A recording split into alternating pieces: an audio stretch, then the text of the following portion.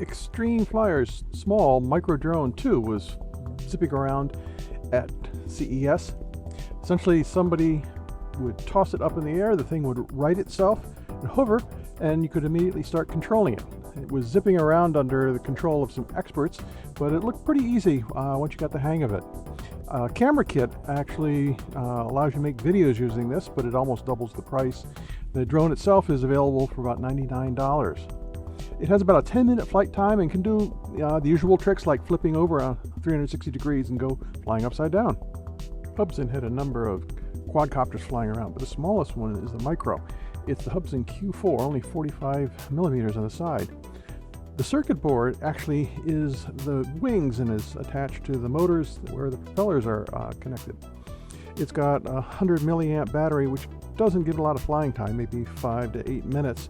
But during that time, it can really zip around. It comes with its own controller. It's a lot of fun to play with. Parrot's Bebop drone is quite impressive. It's got a 16 megapixel camera, but what it actually does is with its fisheye lens gives you a much wider view and actually uses image stabilization in software. It's got a multi-core processor that's actually doing this, so that you're not actually seeing everything that the camera can see. What it does do is allow you to do first-person flying through the camera, which is going to be frontward facing, and pan and zoom along without actually moving the aircraft itself. It has a flight time of about 12 minutes with a 1200 milliamp battery. Trace actually has a product called the Trace R1. It's a camera, but it's also essentially a control system, and it's designed to plug into other devices. For example, the Trace Driver R1 is a small car vehicle, like a remote control vehicle, and it provides you with that remote control capability. The car itself provides the wheels and the power and the battery, while the Trace R1 camera provides the control.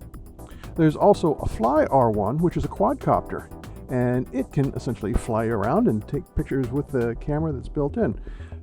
It all uses a common control system and what is called a visual intelligence system within the software to manage everything that's going on within the vehicle.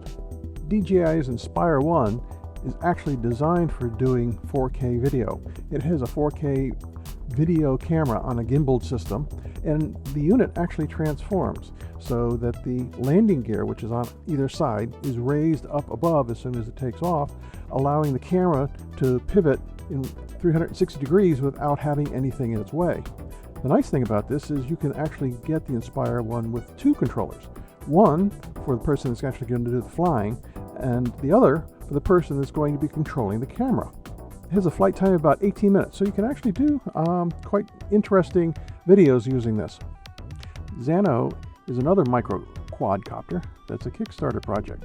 It's got a built-in 5 megapixel camera, but it also has things like IR collision avoidance and also has some sonar detectors built in around it. It's a development platform, and there's actually an SDK available for it. It's got some interesting additional items on it. For example, there's an 8x8 LED display that can double as a camera flash, but it can also provide feedback. The thing has about a 15-minute flight time and comes with a removable battery. The actual Wi-Fi support is actually provided by a Lantronix X Pico module. Thanks for watching. For more information, take a look at the links to the side.